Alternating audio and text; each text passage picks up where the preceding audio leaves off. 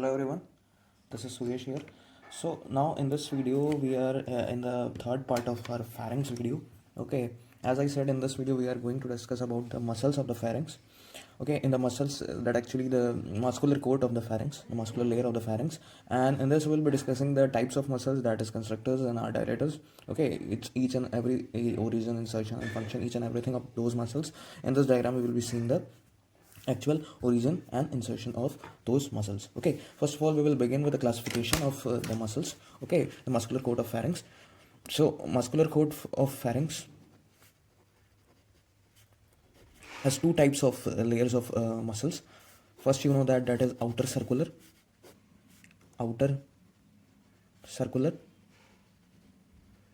and inner is longitudinal layer. So muscles are classified on the basis of these two divisions. Okay, longitudinal. So in this there are categorized three muscles. Okay, in pairs, actually these are in pairs. So total 6 muscles are there, 6 pairs of muscles, 3 in outer circular and 3 in inner longitudinal. So first of all, in this is superior constrictor. I'm just writing here the name, and further we will be discussing taking each muscles. We'll be taking each muscles and discussing about its origin, insertion and function. Okay, and we have middle constrictor,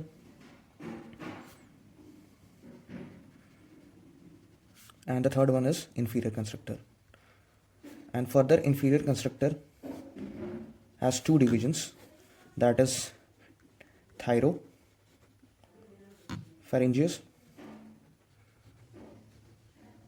two parts actually, and cricopharyngeus. Why those names are on the basis of crico and thyroid to be clear further. Okay, and in inner longitudinal we'll be having first of all we will be having stylopharyngeus. These are actually dilator muscles. These are constrictors. Stylopharyngeus. Then comes your salpingopharyngeus. And third one is your palatopharyngeus. Okay, so all we will be discussing further in detail. Okay, first of all, let's begin with our superior constrictor muscle. So heading will be superior constrictor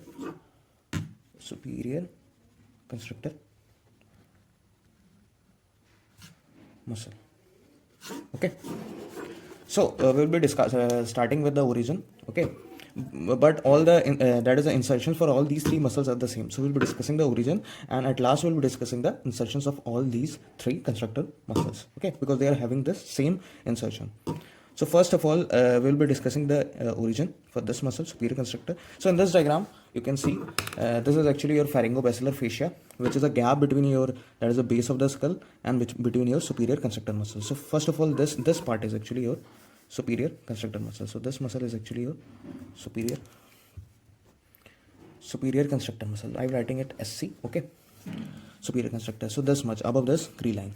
So this is actually your superior constrictor. So it is originating from, you can see this is your medial pterygoid plate. Okay, so first will be your lower part of medial pterygoid plate.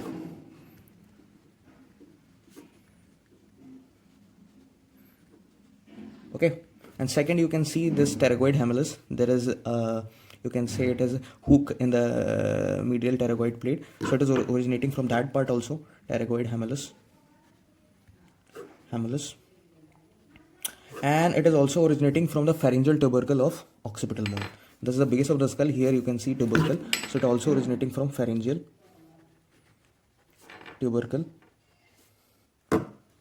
of occipital bone.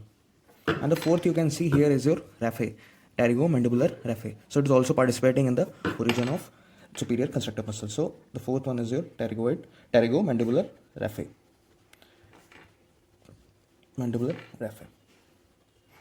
Okay, so in this diagram there is a side view of your pharynx. Okay, so in this diagram you can see this is your tongue, and this is the alveolar part, that is a part of mandible. These are teeth. This is your hide bone. This is your thyroid cartilage. This is cricoid cartilage. Okay, and further this is your esophagus at last, because pharynx continues as esophagus. Okay, so this was the origin for your superior constrictor muscle. Okay, so you know that these actually the muscles, this constrictor muscles are originated like a flower pot. Actually, you can see this diagram. So they are overlapping each other. So first of all, the below one will be your inferior constrictor, above one will be your middle constrictor, and above this will be a superior constrictor. So they are just arranged like a flower pot. Okay, just means you can say overlapping each other. So first of all, inferior constructor is overlapping middle, middle is overlapping superior. Okay, so this point must be clear. So now next comes your inferior constructor. Oh, sorry, middle constructor. Middle constructor muscles. So by the diagram, it is not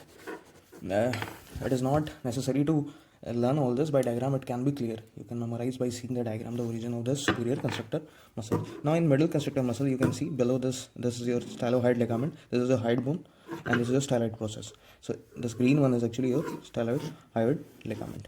Okay, so this lower border of this stylohyoid ligament is forming the origin of middle constructor muscle. So this much is your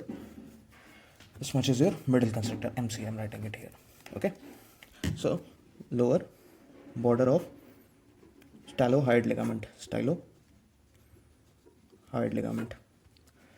The first part from where it is originating. Second part is from hyoid bone. You can say it is originating from the hyoid bone. That is the greater horn. You can say lesser cornua. Okay, lesser cornua. This is originating from the lesser cornua, you can say, or you can say lesser horn of hyoid bone. You have studied, when you have studied your hyoid bone, you have studied a structure that is lesser and greater horn of hyoid bone. From that part, that is lower part of lesser cornua, lower part, you can say lower part of lesser cornua of hyoid bone. And sometimes also originates from greater horn also, some part of greater horn or greater cornua, it's same thing, greater cornua of hyoid bone. So it must be clear that is the part, this is the part of your hyoid bone. Okay, you can see here, this is your hyoid bone. So it is originating, this part is originating your middle constructor muscle. Okay, so we have done with superior and middle constructor. Now let's move on to inferior constructor. Okay, so inferior constructor, I'm writing a heading here. Okay, so this is your inferior constructor muscle. Okay, so you can see it has two parts. I have told you. First part is your thyropharyngeus, and second part is your cricopharyngeus. Thyropharyngeus and cricopharyngeus. So it must be clear. You can see these are actually oblique fibers. So this part is actually your, I am writing it as TP. Okay, but full it is inferior constructor. Okay, so IC, and it has subparts, that is this, and this one is your cricopharyngeus, so CP.